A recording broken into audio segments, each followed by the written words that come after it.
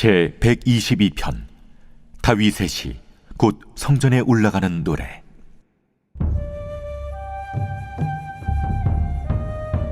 사람이 내게 말하기를 여호와의 집에 올라가자 할 때 내가 기뻐하였도다. 예루살렘아, 우리 발이 내 성문 안에 섰도다. 예루살렘아, 너는 잘 짜여진 성읍과 같이 건설되었도다. 지파들 곧 여호와의 지파들이 여호와의 이름에 감사하려고 이스라엘의 전례대로 그리로 올라가는도다. 거기에 심판의 보좌를 두셨으니 곧 다윗의 집의 보좌로다. 예루살렘을 위하여 평안을 구하라. 예루살렘을 사랑하는 자는 형통하리로다. 내 성 안에는 평안이 있고 내 궁중에는 형통함이 있을지어다. 내가 내 형제와 친구를 위하여 이제 말하리니 내 가운데 평안이 있을지어다. 여호와 우리 하나님의 집을 위하여 내가 너를 위하여 복을 구하리로다. 새벽 영성기도의 시간입니다. 우리는 계속해서 시편에 나오는 성전에 올라가는 노래를 살펴보고 있습니다. 특별히 오늘 본문은 다윗이 쓴 성전에 올라가는 노래입니다. 표제 그대로 다윗이 예루살렘 성전에 올라갈 때 불렀던 고백입니다. 다윗은 과연 어떤 마음으로 하나님께 예배하러 나아갔을까요? 함께 오늘 본문 1절을 읽어보겠습니다. 사람이 내게 말하기를 여호와의 집에 올라가자 할 때에 내가 기뻐하였도다. 누군가가 다윗에게 말했습니다. 하나님의 성전에 올라갈 때가 됐습니다. 다윗은 이 이야기를 듣고 기뻐했다라고 말하고 있습니다. 여러분은 하나님께 예배할 때 기쁨을 느끼십니까? 주일이 기다려지십니까? 오늘은 하나님께서 내게 어떤 말씀을 하실까 사모하고 기대하는 마음으로 나아오십니까?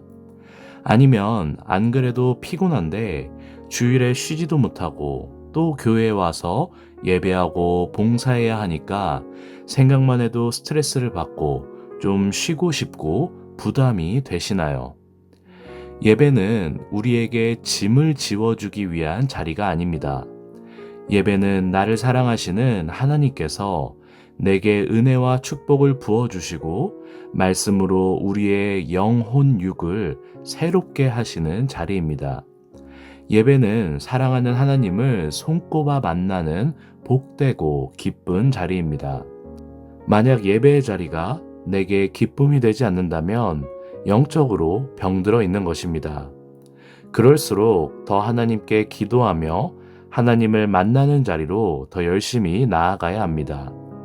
왜냐하면 예배에 기쁨을 주시는 분도 하나님이시고 병들어 있는 내 영혼을 고치시는 분도 하나님이시기 때문입니다.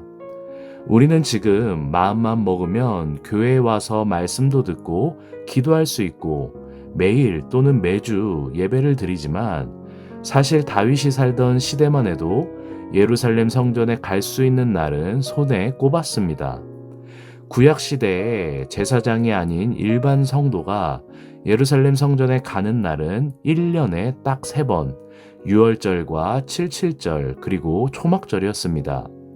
이 3번도 제사장이 아니면 기껏 갈 수 있는 곳이 성전 뜰, 이것이 끝이었습니다. 성소는 제사장만 들어갈 수 있었고 하나님의 법궤가 있고 하나님이 임재하시는 지성소는 1년에 딱 1번 대속죄일에 대제사장만 들어갈 수 있었습니다. 만약 저와 여러분이 1년에 딱 3번만 교회에 와서 그것도 예배당에는 들어오지 못하고 교회 1층 로비에 앉아서 예배를 드린다라고 상상한다면 어떨 것 같습니까? 여러분, 우리가 이렇게 새벽마다 또 매 주일마다 예배당에 편하게 앉아서 예배를 드리고 찬양하고 말씀을 들을 수 있는 것은 정말 주님의 큰 은혜입니다. 여러분, 우리가 예배할 수 있는 것도 주님께서 허락해 주신 은혜임을 믿으시길 바랍니다. 내가 앞으로 얼마나 더 지금처럼 하나님께 예배를 드릴 수 있을까 우리는 날마다 생각해야 합니다. 왜냐하면 내가 예배를 드리고 싶다고 마음껏 드릴 수 있는 것도 아니고 내 생명이 얼마나 더 허락되었는지 우리는 모르기 때문입니다. 예배의 주인은 하나님이시고 우리의 생명의 주인도 하나님이십니다. 그러니 예배할 수 있을 때 마음껏 예배하십시오. 모일 수 있을 때 더 모이시고 봉사할 수 있을 때 마음껏 봉사하십시오. 찬양할 수 있을 때 목 놓아 찬양하고 기도할 수 있을 때 마음껏 눈물 흘리며 기도하십시오. 이렇게 할 수 있는 은혜가 우리에게 언제까지 허락되었는지 우리는 알 수 없습니다.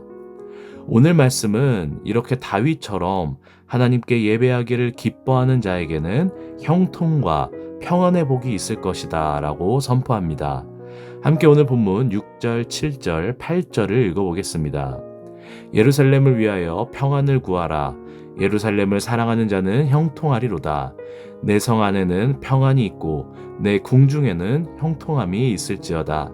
내가 내 형제와 친구를 위하여 이제 말하리니 내 가운데에 평안이 있을지어다. 예수님은 누가복음 9장 26절에서 이렇게 말씀하셨습니다. 누구든지 나와 내 말을 부끄러워하면 인자도 자기와 아버지와 거룩한 천사들의 영광으로 올 때에 그 사람을 부끄러워하리라. 예수님을 부끄러워한 자는 예수님께서도 똑같이 그 사람을 부끄러워하실 것이라고 말씀하신 것입니다. 저는 이 말씀이 반대로도 똑같이 적용한다고 믿습니다. 하나님께서는 하나님을 기뻐하는 자를 똑같이 기뻐하시고 하나님을 부끄러워하는 자를 똑같이 부끄러워하시는 것이죠.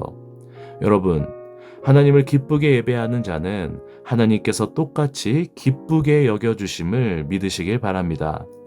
그래서 성전에 와서 자신을 기쁘게 예배하는 자들에게 형통과 평안의 복을 더해 주시는 것입니다. 아빠가 열심히 일하고 집에 왔는데 자녀들이 아빠를 본체 만체하고 아무런 인사도 하지 않는다면 얼마나 섭섭하고 서운할까요? 심지어 화도 날 겁니다. 반대로 새벽부터 저녁 늦게까지 열심히 일하고 지쳐 쓰러지기 일보 직전인데도 집에 왔더니 토끼 같은 자식들이 기쁘게 맞아주고 아빠 오늘도 고생했어요 라고 말하고 따뜻한 밥을 차려주고 활짝 웃어준다면 이전까지 힘들었던 노고는 어느샌가 싹 사라지고 오히려 행복한 마음이 가슴 깊은 곳에서부터 벅차오를 것입니다. 이처럼 똑같은 자녀이더라도 아빠를 기쁨으로 맞이하느냐 그렇지 않느냐는 정말 큰 차이입니다. 지금 우리들은 하나님 아버지를 만날 때마다 예배할 때마다 기쁨으로 맞이하고 있나요? 아니면 습관적으로 억지로 어쩔 수 없이 하나님 아버지의 얼굴을 맞이하고 있나요? 사랑하는 성도 여러분, 우리가 드리는 매 순간의 예배가 기쁨의 예배가 되기를 주님의 이름으로 간절히 축원합니다. 나를 사랑하시는 하나님 아버지에게 무덤덤하고 무표정하게 다가가는 게 아니라 습관으로 만나는 게 아니라 사랑하는 마음으로 정말 기쁨에 겨워 하나님을 만나는 복된 예배가 되기를 주님의 이름으로 간절히 축원합니다. 오늘 공동기도 제목은 나라와 민족을 위한 기도입니다.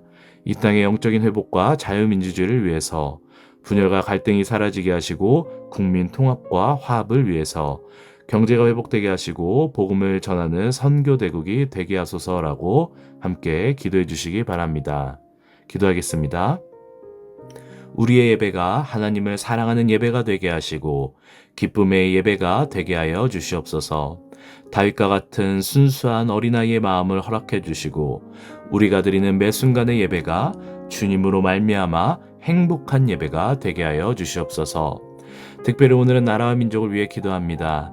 이 땅에 영적인 회복이 일어나게 하시고 이 땅을 부흥케 하시고 나라의 분열과 갈등이 아닌 하나님의 평화가 임하게 하여 주시옵소서. 우리나라가 복음을 전하는 귀한 나라가 되게 하여 주시옵소서. 날마다 담임 목사님을 위해 기도합니다. 성령의 능력을 더해 주시고 선포되는 말씀마다 복음의 능력이 나타나게 하여 주시옵소서. 성령님께서 동행하여 주셔서 영육간에 강건케 하시고 그 가정을 날로 평안케 하여 주시옵소서. 특별히 암과 싸우고 있는 박우진 권사님, 이영숙 권사님, 박재승 권사님, 김세영 권사님, 류은영 권사님, 오유미 집사님, 황인호 집사님, 김영도 집사님, 정삼균 집사님, 박세현 청년, 류경미 청년, 신영원 청년의 아픔을 어루만져 주시옵소서. 하나님의 치유의 영으로 속히 나음받을 수 있도록 주여 친히 안수하여 주시옵소서. 또한 박대진 선교사님 치유케 하시고 다시 일어나 주님의 일을 감당할 수 있도록 힘과 능력을 더하여 주시옵소서. 새벽부터 나와 주님께 기도하는 주의 자녀의 목소리를 들으시고 응답하여 주시옵소서. 말씀대로 살아갈 수 있도록 힘과 능력을 더하여 주시옵소서. 감사하며 모든 말씀 예수님의 이름으로 기도합니다. 아멘.